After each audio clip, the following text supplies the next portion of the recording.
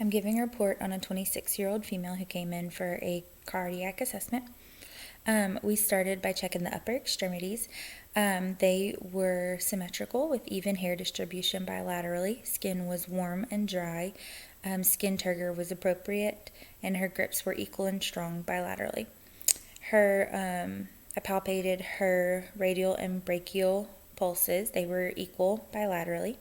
I moved up to her neck where I checked her carotid arteries.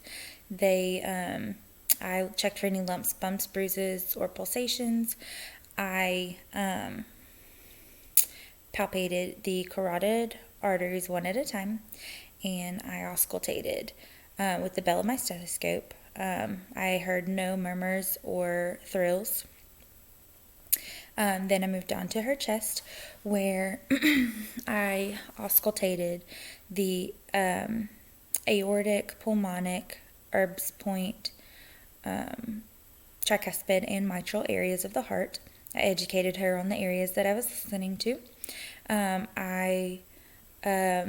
No murmurs or thrills heard.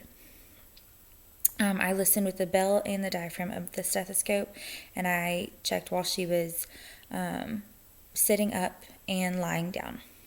While she was lying down, I also checked her neck. I checked her jugular veins for any distension, none noted.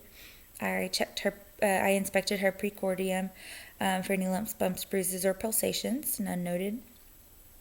I then palpated the areas of the heart that I had auscultated before.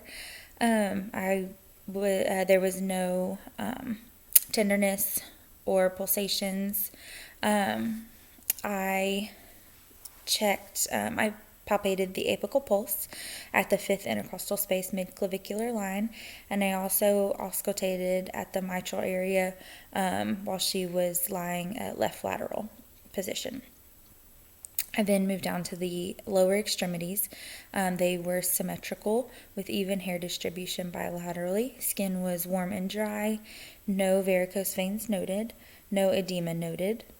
I palpated her femoral, popliteal, posterior tibial, and dorsalis pedis pulses. They were equal bilaterally.